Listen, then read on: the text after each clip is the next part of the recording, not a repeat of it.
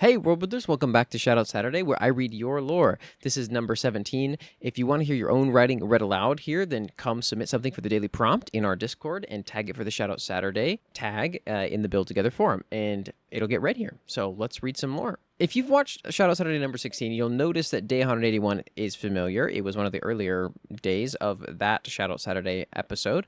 That is because I accidentally only copied like a third of Predwin the Great's submission for prompt 181, and so I'm going to reread from the beginning that whole thing in its entirety because that is what I meant to do originally in the first place, and it just ended up not happening. I made a silly mistake. So without further ado, day 181 we'll review really fast. The prompt was, what's a material that requires protective equipment to handle/collect, like radioactive materials in real life? And this came from my command in the Discord and on TikTok.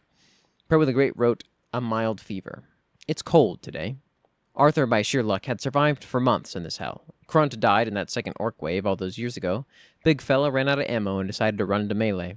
At least he took out a lot of them before that ogre brought him down. Arthur stopped trying to make friends not long after that. They kept dying and digging the mental hole Arthur was in deeper and deeper. It was better this way, to avoid disappointment.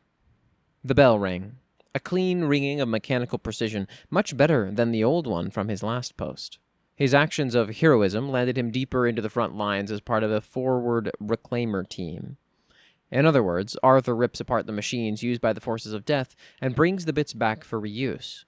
Today, he's supposed to go towards the upper shoreline. Apparently, one of the orcs' sea hulks crashed, and Arthur gets the pleasure of working with 20 other men to see what's worth taking.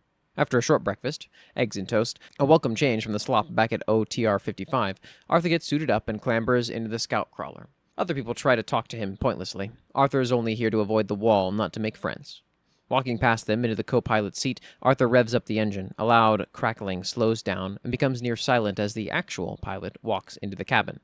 Another nameless broad who'll die in a week, tops. Where did you get the keys? I still have them, and as far as I know, I'm the only certified driver on board. From the last pilot. He dropped them. So you aren't certified? The elemental does most of the work. Ricky's good like that. Ricky? I suppose Ricky could count as a friend for Arthur, but since Ricky is an elemental, Arthur can't exactly find proper companionship with it. He ushers the pilot to sit and get this metal beast moving. Don't rush me, I still have to perform the systems check, and everything is as good as it will be. The engine turned on. I don't think you understand. It turned on. That means that Ricky knows he can move, right? Get a move on before high tide rolls in and we're going submersible. Her face said it all, livid at Arthur's gall and directness. Still, she sat down and drove the crawler forward out of the hangar, engaging the stealth runes as they took their first step on the surface.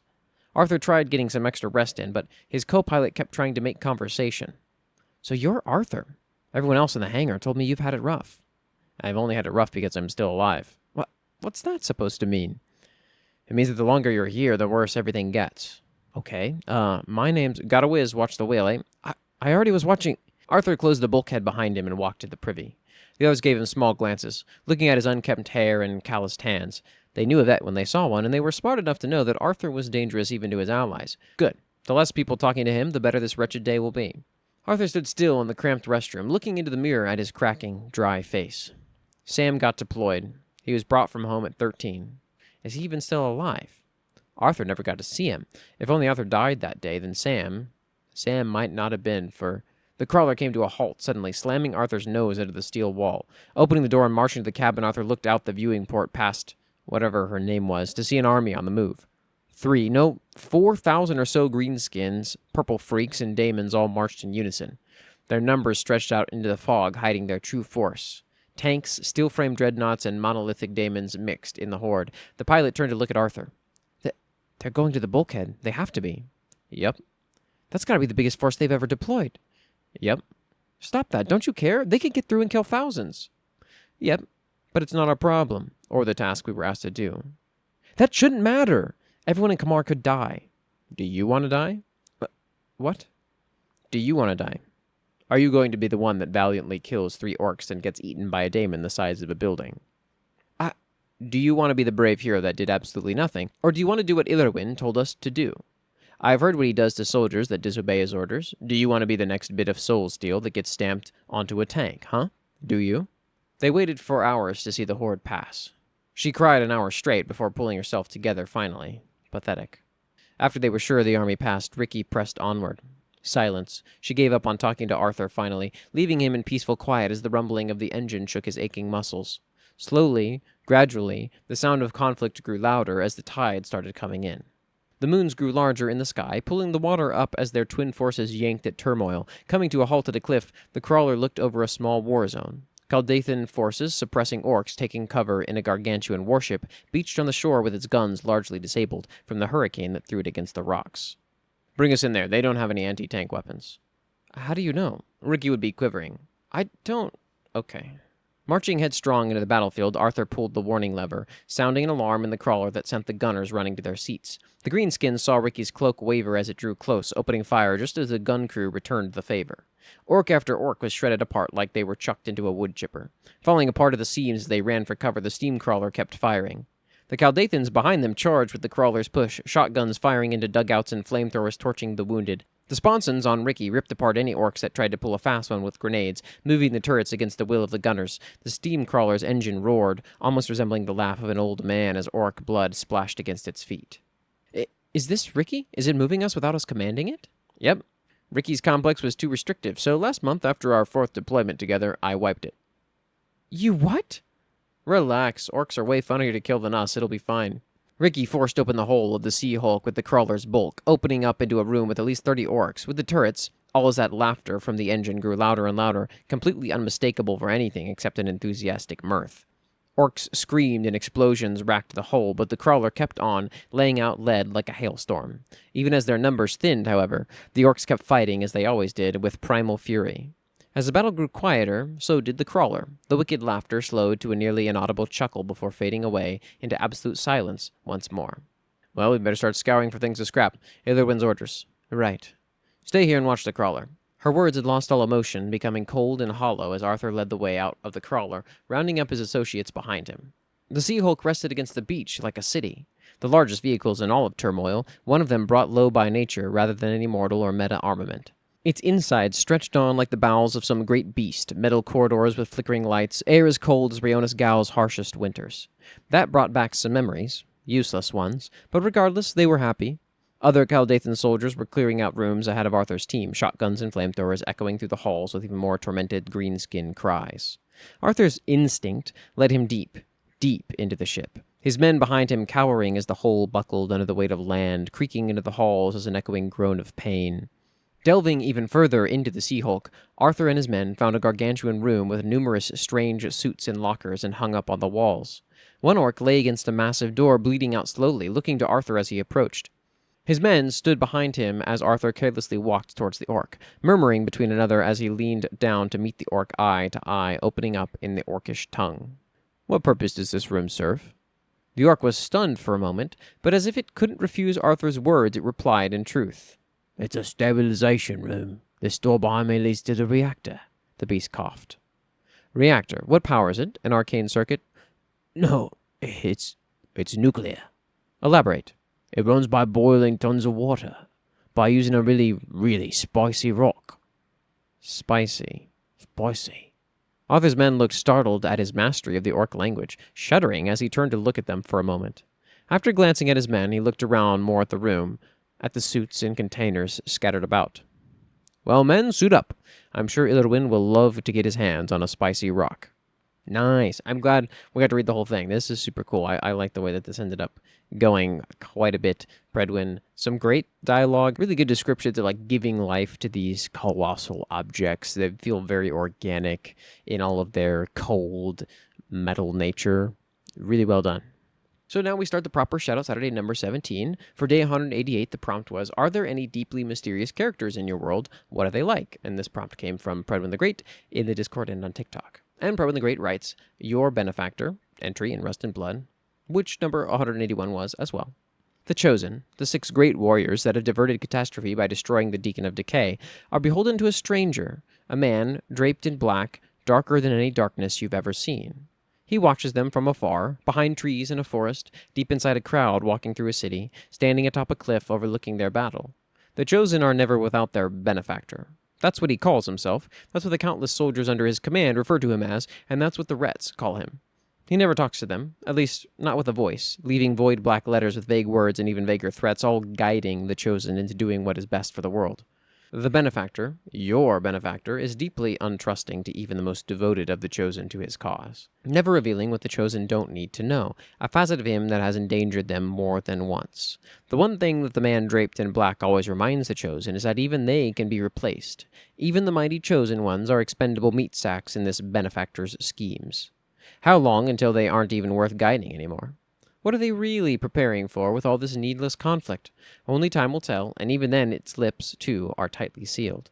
You will not disappoint if you know what's good for you, chosen. Nugget writes, Ambrose Lockhart, an entry in Petrichor.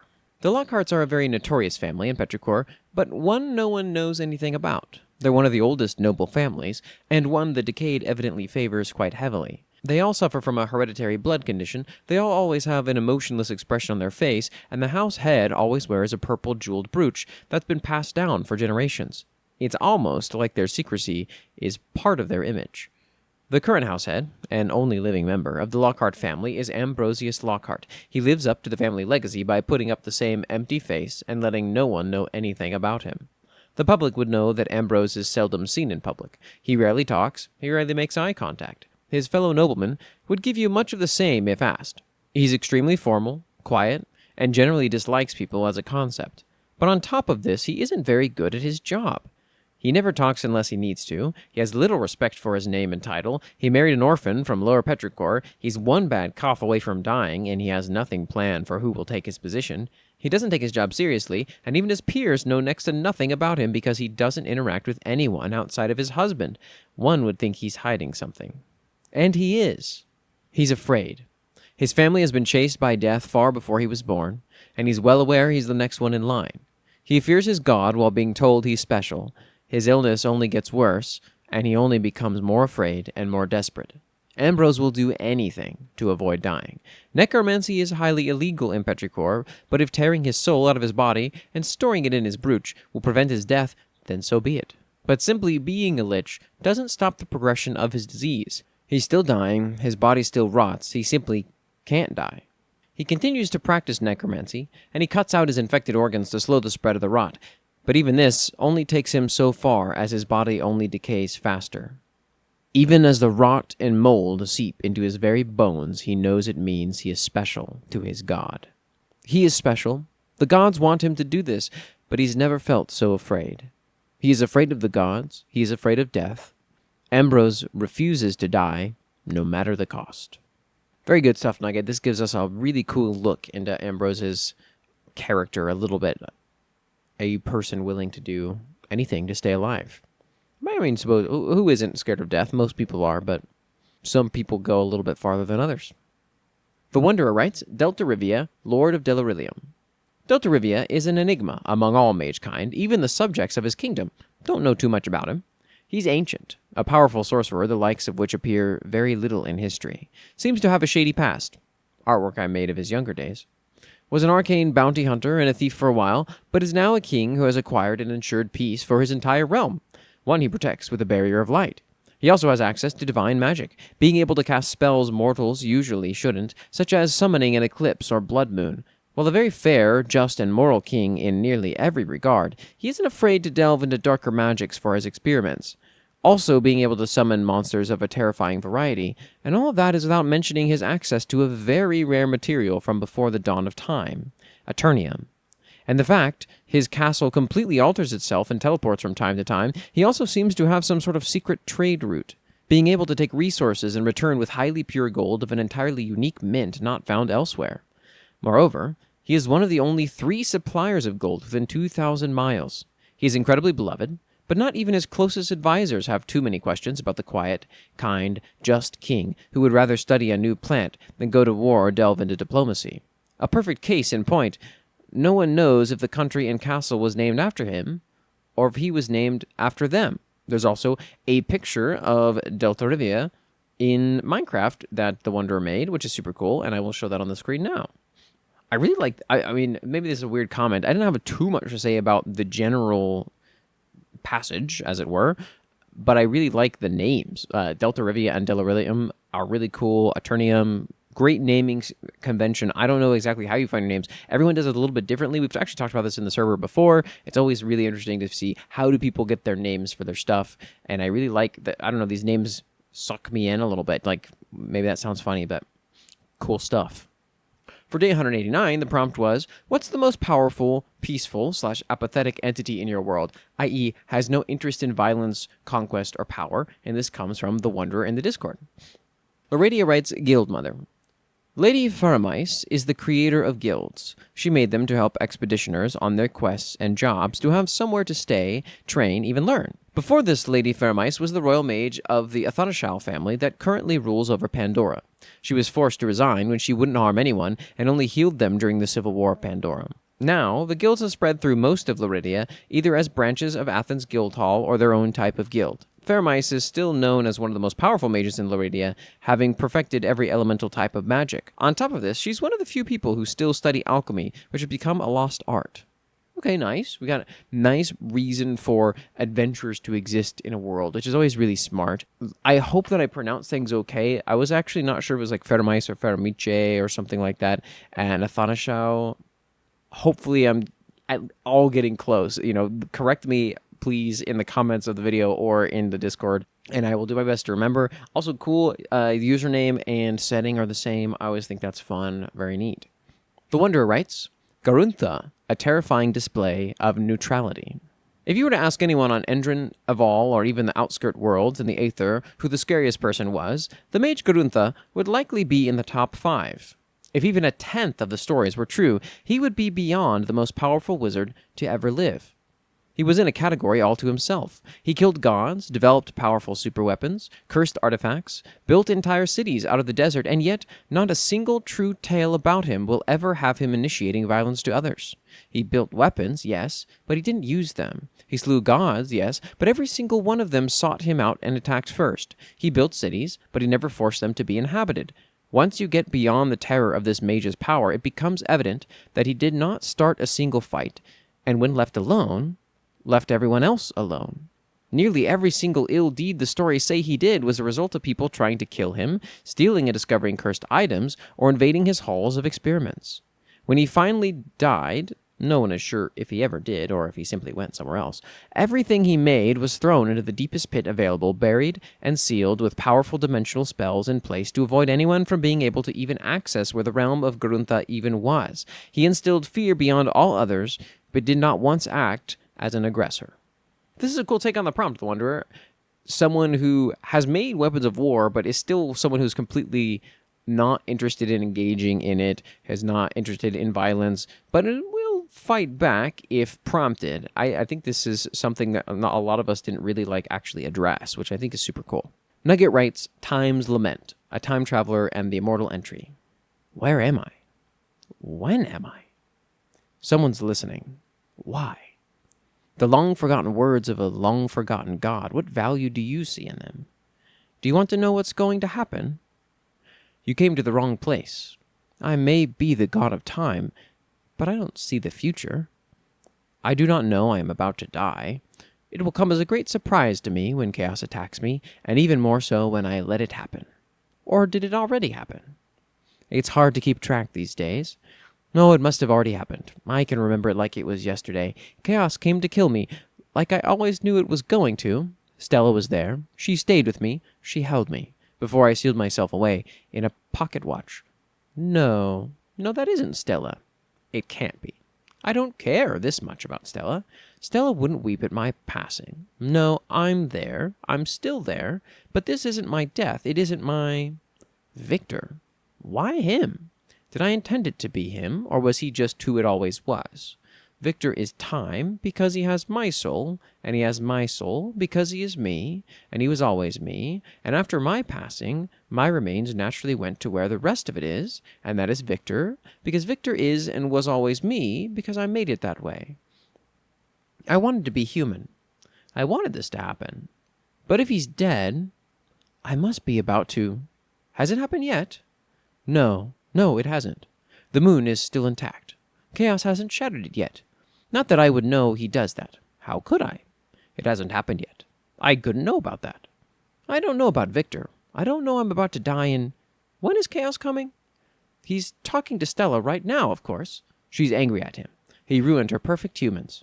I should be upset too. I'm the god of order.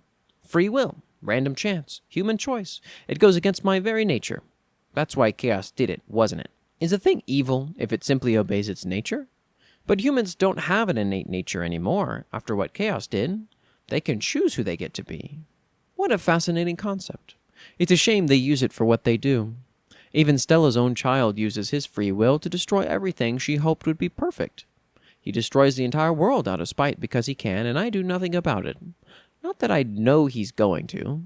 I don't even see Stella as being the type to want a child, much less one who would become a monster like Aurelius. Was that who was holding me? Well, Victor, anyway. Are the two close? Strange how that happened. Even with humanity tainted by free will, they'd still find each other. Or perhaps it was fate? Is that why it had to be Victor? He's the only one who could show the gods, who could show me. That's why I wanted to be human. I wanted to learn something I couldn't just by seeing, but I needed to die first. Are you going to kill me? The words felt foreign despite how many times I've said them. I turn around, but instead of chaos, my executioner, I look into a face that looks strikingly like mine. No, I don't have a physical appearance. None of us do. I took my appearance from him when we first met. When was that again? I don't recall. Victor's only there for a moment before disappearing without a single word between the two of us. I'm already dead, aren't I? I've been dead for a while. I just keep echoing like this because of the time loop I set up. A time loop I keep setting up, wanting to stay out of what I've seen, dying, reincarnating, dying again, and resetting, being present for all of it at the same time because I am time, and I'm always there, and it's always happening right now, and I just let it. No wonder I can't keep my timeline straight anymore.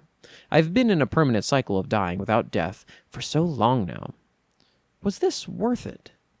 I really enjoyed reading that one. That was really fun to read and really well written, Nugget. Your prose is really solid in this one.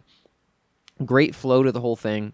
I dug this a lot. Felt like I was in the mind of time.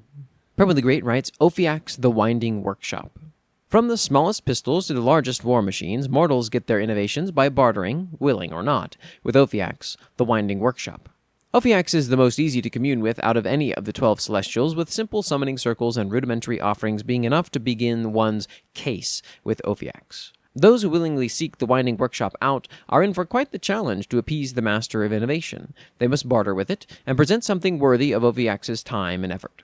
Just like daemons, celestials can persist off of souls, although it's not their entire diet. The most common way of bartering with Ophiax is to present one or more souls to the celestial, in hopes that the information you're after is worth that number of souls or less. The legions of Murricane use this to great effect as they reap the souls of countless soldiers and present them to Ophiax for knowledge, granting them the most varied arsenal of any faction in turmoil. Others find less cruel forms of bartering with Ophiax, like trading exotic materials, adamantine diamonds, or dead souls in the form of daemon cores. Ophiax sees value in what mortals feel is also valuable, a quirk most likely made from the power of faith, mortal beliefs changing how the higher beings behave. As alluded to in the above paragraph, Ophiax does not pick favorites or sides in the Great Orc War, initiating cases with anything that summons a celestial, even daemons, or even other celestials. Rom, in particular, was known for trading faith power with Ophiax during the apex of the Remexian Empire, granting numerous designs to Rom's followers, such as the smallest variants of tread bastions, and even the designs for the most numerous tank in turmoil, the Galar de Grau. Indifference is such a great look on things, such as I and you, mortal. Look to the heavens for a proper example on etiquette. For day 190, the prompt was, describe one of the wealthiest or most elaborate houses in your world. Who lives there? Predwin the Great writes, the Caldethi Royal Palace. If you asked anyone in Kamar what the most impressive building they've seen is, 9 out of 10 citizens would say, the Royal Palace in Caldatham. Sure enough, it's quite impressive, as a staggering 2,180 feet tall and upwards of 6 miles across at the bottom, the cone shape of the Caldethi Royal Palace serves to field a massive amount of ordnance directed at the city below or the skies above. While it didn't cost much to make, being a joint effort to build a fortress at first between the lineages of Kamar, it still costs billions of stacks every quarter to upkeep the massive building, an effort spread between thousands of guns, hundreds of floors, 10,000 servants that need to be paid, and even the taxes paid out to Hugo Vras for his efforts in the war. Such vanity, all for naught, all for dismay, on this fateful day. this is a really fun, like, superstructure, and it's a cone.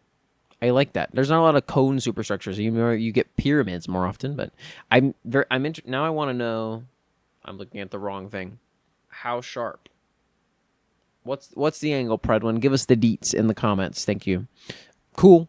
And Nugget writes, Thalia Vein, an entry in Petrichor. The higher-up areas of Petrichor are fittingly inhabited by the higher class. Giant manors building up toward the sky with large, ornate windows, fanciful gardens, and a spoon for every bite. One such manor belongs to the noble Vane family, and they certainly live up to their name. Much like the other noble families, they find themselves blessed, or perhaps cursed, by a specific god. They're associated with the Avarice, the black god of greed and wealth. The manor is largely made up of polished onyx and black marble, embellished with pure gold in a French Rococo style. You can see the influence of the god of extremes in the decoration, as everything screams overindulgence and pure decadence. Anything that can be overdone is. The current house head is Thalia Vane. She is everything the Third Estate hates about the aristocracy, neatly wrapped in a bow and a tooth-rottingly sweet smile. If the Lockharts are known for being deadpan, Thalia is known for her kindness. It's sickening. She takes her role as a councilwoman extremely seriously. After all, her god will take away everything she has should she ever falter, and is often at odds with Lockhart accordingly. But he isn't who she's worried about. After her father's passing, it became known that he had a habit of sleeping around, and there were rumors of an illegitimate child hidden away before she was born. If such rumors are correct, her position would belong to them by birthright if such records are found, and, well, she's worked too hard to let that happen. Nice. I like that you took this in a direction to give us another character. I don't think I at least remember or know very much about this Thalia Vane character. I'm getting a little bit more info, too, about some of the deities and how they affect these aristocrats. For day 191, the prompt was, describe a cataclysmic event that shaped or changed your world's map in some way, and this comes from Chromantic in the Discord. Nugget writes, the lost city of Atlantis, an entry in Time Traveler and the Immortal. Quiet. Everything was quiet. Save for the distant sounds of the ocean falling upon the shore, everything was still and silent.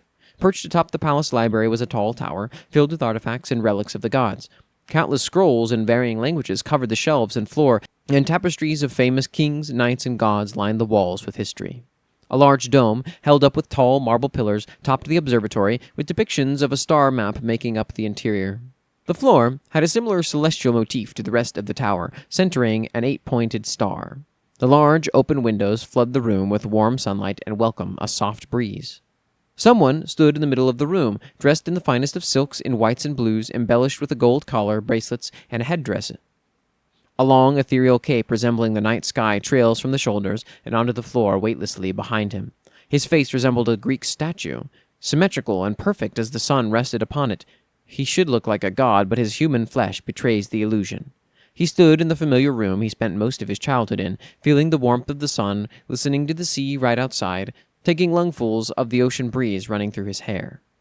He wanted to be calm. He wanted to go home. He hoped returning to Atlantis would bring him some solace in all this, but his lungs felt heavy, his breath tense, the corners of his mouth twitched, and blood spilled in place of tears down his face.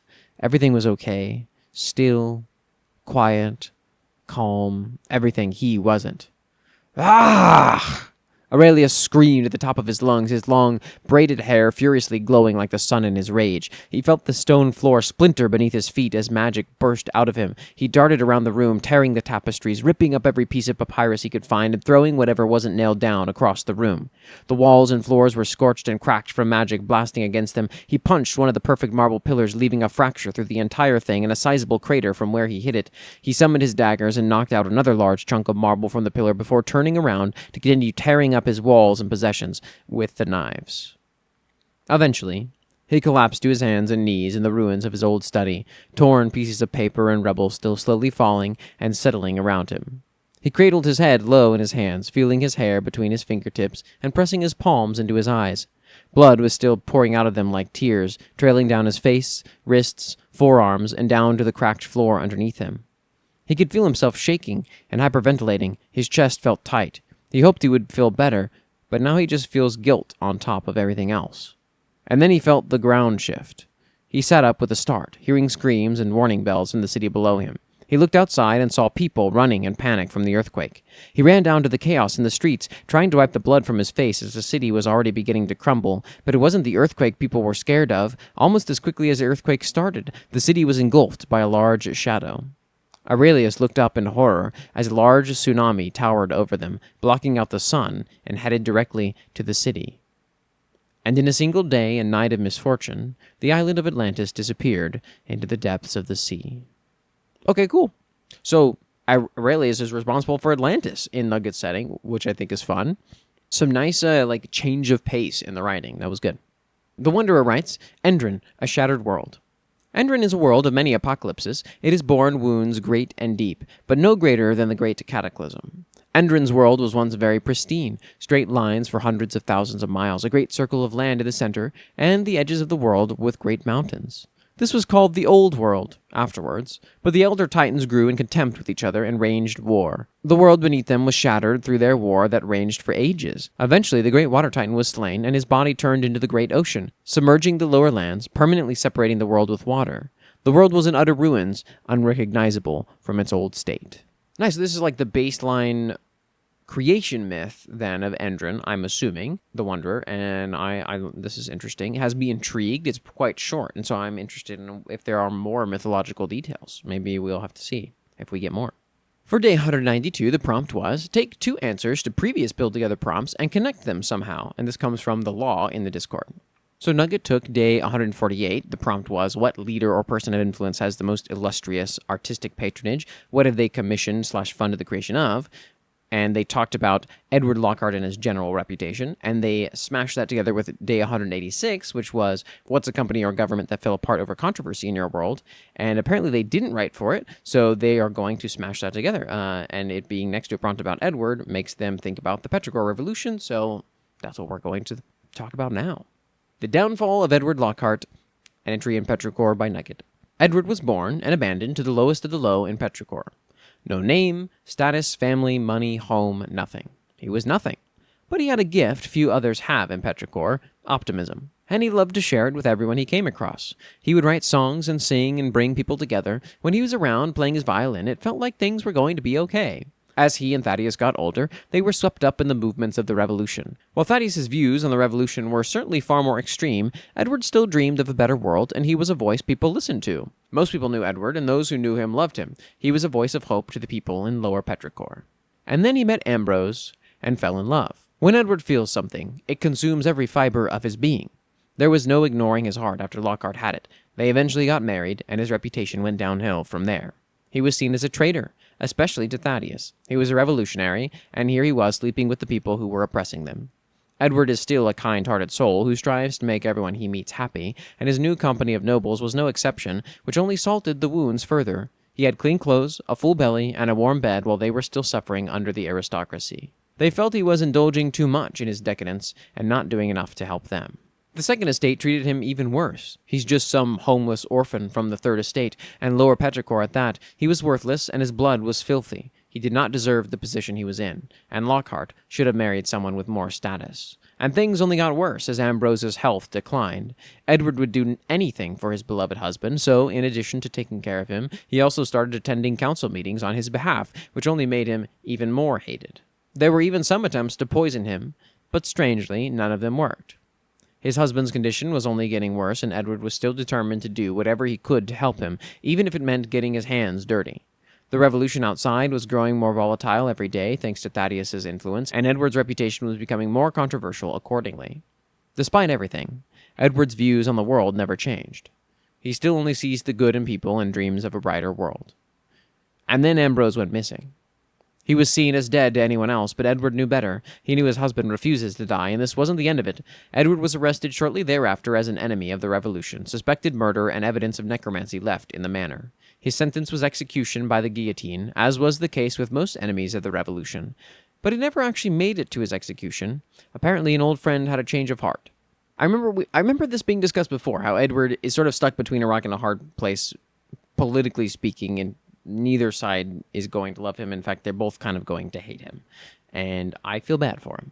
For day 193, the prompt was, what's a popular children's toy in your world? Is it manufactured or homemade? Predwin the Great writes, the Micro Enforcer, trademarked. an entry in Rust and Blood. The following message is taken from propaganda posters found near the most likely exits a child would take from a Catch the Heretic posting once they finished their shift. Hey there, kiddo! Have you just clocked off from a fun game of Catch the Heretic and wanted to do even more fun religious things? Well, boy, do we have a present for you, champ. Head on over to /station EMX-44F/B to get your hands on your very own pint-sized enforcer. That's right, the mightiest country and the world's mightiest pistol in your own more than capable hands. You can pick up this awesome tool for only 1 day worth of rations. ROM itself wants you to have fun and slay heretics with the greatest, most functional, and reliable toy this side of the Remexian Ocean. Would you really tell ROM no when all it wants is for you to be happy? No? Well then head on over to the /station and claim your very own Micro Enforcer. The Micro Enforcer is a 50 Beowulf variant of the regular 50 caliber Remexian handgun of the same moniker. Captured Remexian child soldiers in possession of the Micro Enforcer usually sport broken wrists and or facial deformities caused by the immense recoil of the firearm. Several incidents of accidental double trigger pulls when the recoil of a double-action revolver causes the weapon user to fire the weapon while already affected by recoil have also been reported by Caldathan soldiers, including both severe maiming and even death in numerous reports. Despite the inherent foolishness and numerous backfires of this idea to give children 6-pound revolvers, reports continue to climb as more and more children are found in possession of armaments far too large for them to use either effectively or safely. Numerous children have also been found in possession of ordnance and conflagratory weapons. I like reading these propaganda posters a lot. They are really, really solidly done. They get the effect comes across perfectly, Predwin. The Wanderer writes, Elvish Wooden Heroes. Nearly every child on Endrin has, at one point or other, acquired a wooden hero. Painted dolls that can be posed, moved, and in some cases, interchange pieces with other wooden heroes. Some come in armor as shining knights, others are princesses with long flowing hair, others are villagers, though none are of any specific person. While the craftsmanship varies, they are all of remarkable skill. The makers are never to be found at the villages or cities they arrive in, for distantly in wooden realms of glory live the elves. The elves have a tradition that they craft toys for all the world's children. Most make a few throughout the year. Even elven children participate. And as the world reaches its coldest, as the nights reach their darkest and longest, they give them to the Lord of the North, a powerful elven king, akin by some comparisons to a god. He will set out across the world and place the gifts at the bed of children. However, his wagon pulled by his mighty horse Vanai is powered by goodwill, and if there isn't enough, it can't protect those who didn't give any to it. And then the Napper, who eternally seeks to kill the Lord of the North, will steal the gifts to burn in his pyre to reconstitute himself after his defeat each year. Many doubt the legitimacy of the tale, but it's hard to argue when toys of all sorts, but mostly wooden heroes, appear overnight in the beds of nearly all children. This is really cute. I like when worlds have a nod to a Santa or just their own version to a Santa-like figure. I think it's super wholesome and sweet. I like this prompt a lot. And the Napper is a great name for your Krampus analog, I suppose. And the final day for Shoutout Saturday number 17 is day 194, and the prompt is, are there any genetic/hereditary powers or abilities in your world? If yes, what? If not, why not? Predwin the Great writes, of mind and maleficence, psychics, an entry in Rust and Blood. Grilla is home to all manner of beast, that is well enough common knowledge, but is also home to some of the strangest people in turmoil, psychics. Psychics are a long-standing soul mutation that is far more prevalent in certain contained bloodlines. These bloodlines, most famous among them being the Starkiller tribe, are called upon regularly by Havenhold's government to solve some of the larger problems that the wasteland presents itself. The Starkiller tribe, in particular, is well renowned by even the soldiers of Caldatha, as they hire themselves off to the warfront as elite shock troops, often capable of crushing a man with a thought. The Starkiller bloodline is very important to the tribe. It is monitored closely by 8 leaders who search for the best candidates to introduce into the bloodline to continue their monopoly over psionics. Nice. I love psychic powers. Not really a thing in Atopia, at least not in the way that people traditionally see it, like telekinesis and things like that, but it's just so fun. And for the final prompt of Shoutout Saturday number 17, Nugget writes, Demigods, an entry in Time Traveler and the Immortal. Magic is a finite resource. It works similarly to matter. It cannot be created nor destroyed. It simply changes forms. The gods are created from human souls and are given a new body built out of stardust by Stella to withstand the large amounts of magic they are given. When a god dies, their magic bleeds and dissipates back into the world rather than ceasing to exist. So what do demigods look like in this system? That's the neat part. They don't. Due to the magic system, a god reproducing would create a paradox. With their genetic code, their children would have the same magic as their parent, But where would that magic come from? Because magic can't be created. They wouldn't be able to just be born with large amounts of magic normally, and unless their divine parent with the biological mother, they wouldn't be able to simply take directly from them either. It's possible that their magic would be siphoned from the world around them, but this would have very damaging side effects. So when Stella was creating the gods, she made it so they can't have children. Or perhaps the amount of magic they have caused their reproductive organs to die as an unnecessary function through overload. Most likely some combination of both, but either way, the gods are completely infertile, and demigods are a foreign concept. Yet another reason Aurelius was such an anomaly, half human, half god. What an idea. Interesting. All right. This magic system is cool. The metaphysics here, I understand, I grasp, and I like the reasoning behind this. So there you have it. Shoutout Saturday number 17. This is our longest one yet. I don't know if you can see it, but in the bottom right corner, we do have a word count, and we have over 7,000 words written in a week by everyone in the Discord. Thanks so much to everyone who submitted. Super awesome to read through. Had some great stuff this week, as always. If you want to see your own work, of course, you can come to the Discord. You can submit in the Build Together forum and tag it with Shoutout Saturday, and it'll be read here. We are getting pretty big pretty fast, so if you want guaranteed spots the week that you submit, you're probably going to have to come now, because otherwise, I think we're going to outscale my ability to read everything pretty quickly, and I don't know what I'm going to do after that. We'll figure it out. We're going to make it as fair as possible, of course, but we'll see. I think we got a couple more months before that happens. Maybe that's just me being optimistic. I'm not sure, but I hope you enjoyed listening to this sort of our weekly mythology and lore dump ASMR that we love to do here at Atovia. If you want to see more, and you're interested in this kind of thing and other TTRPG and world-building content, then please subscribe and like and comment and whatever actually helps things. I don't know exactly. I'm no expert. And if you don't want to do that, that's also totally fine. Thank you so much for watching. I hope you have a wonderful Saturday. Goodbye.